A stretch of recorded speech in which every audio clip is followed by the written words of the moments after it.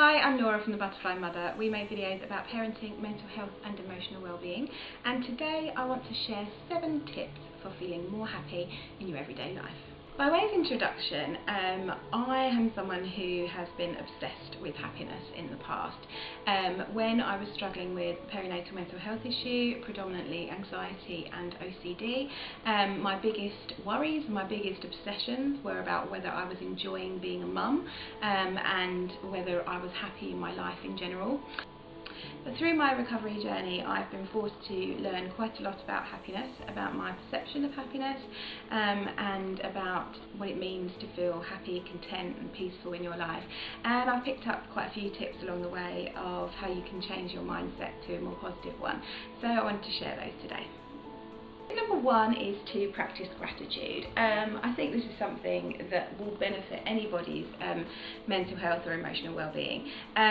Being grateful and acknowledging everything in our lives that we are grateful for is really, really powerful and can really, really help to boost your mood.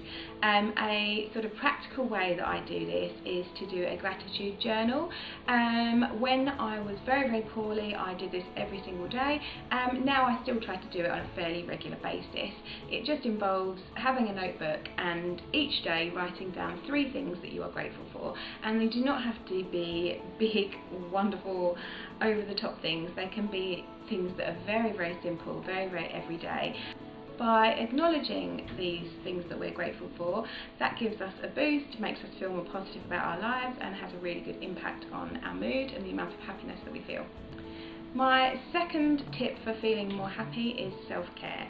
I've talked about it quite a lot on this channel in the past.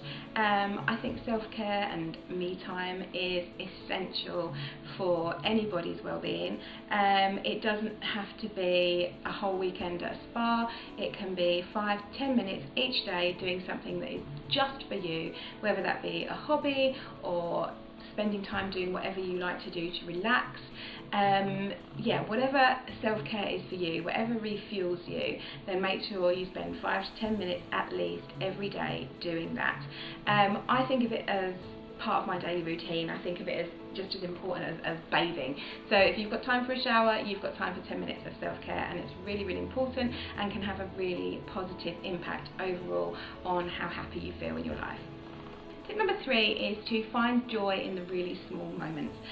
We tend to look forward to big events in our lives, whether that be big parties or gatherings or get-togethers or promotions or changes in our lives, holidays.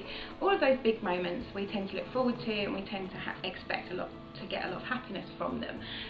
But I think what's equally important, or perhaps even more important, is to focus on finding peace, joy and happiness in the really small moments of your day-to-day life. And once you start looking for those things, during my recovery I was kind of forced to look for those things in order to feel better and stronger. But even in your everyday life, if you just start to look for the tiny, tiny moments each day where you feel these little sort of moments of joy and comfort and happiness and laughter. If you pick out, again, like with the gratitude journaling, if you pick out just 2 or 3 of these a day, it can have a really big impact on your mood and your overall emotional health. Number 4 is to manage expectations. This was a really, really big one for me. So I think a big problem when it came to my mental health after giving birth to my son was that my expectations for how I would feel about my life as a parent were just way, way off. And I think I expected to feel happiness all day, every day, and when that didn't happen I panicked, and that eventually led to intrusive thoughts and OCD and lots of other horrible symptoms. But I think managing your expectations of life and of happiness in life can be really, really important. We often think that to be happy we need to be happy all the time, but that's just not true. We have run a whole gauntlet of emotions every single day, and happiness is just one of those emotions, and it is unrealistic to expect to feel happiness all day, every day. So if we can manage those expectations a little bit and recognise that we need to accept all of the emotions throughout the day, we'll feel a lot better in ourselves. Tip number 5 is to be more present in our lives and to practice mindfulness if possible. Again, this is something that really helped me during recovery. Learning to be present is a tricky skill, but a really important one, and something that really will help you in the long term, especially if you are someone who struggles with your mental health. Looking back to the past and dwelling on past problems can usually be quite difficult, and likewise worrying about the future can cause lots and lots of worry and anxiety and stress. So if we can focus primarily on the present moment for as much of the day as possible, we get a lot more peace and happiness from that. All these tips so far have been about what we can do within our own minds and our own lives, but tip number 6 is actually more of an external idea, and that is to cut out negative people and people who bring drama into your life.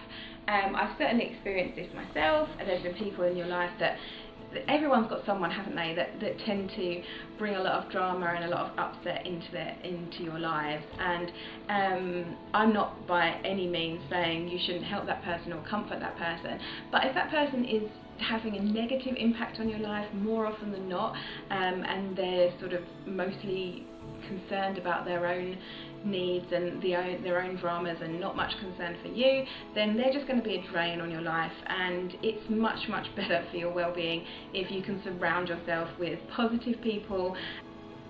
And my final tip today is to allow emotions to pass through you. Allow yourself to feel every emotion, including the negative ones, and allow yourself to feel every facet of that emotion that you need to feel, but do not dwell on any particular feeling. So if you're feeling particularly upset about something, then please allow yourself that time to really wallow and to really feel everything rather than bottling your feelings up. But don't dwell. Accept the fact that emotions are fleeting, and if you can pull yourself out and into a different emotion, then that's going to have a much more positive impact on your mental health. I really hope these tips have been helpful. If you want to learn more about positive mental attitude or changing negative thinking patterns, or just general ideas for lifting your mood, you can find lots more about that on my blog, thebutterflymother.com, and I will put a link below for a couple of posts which I think might be of interest that are related to this, and also to a live video that I did on this topic as well. If you like this video, I'd love you to share it on any of your social media, and I'd love you to subscribe to our channel for more videos about parenting, mental health and emotional well-being. We put a new video out every week, and we'd love to see you there. Take care, bye.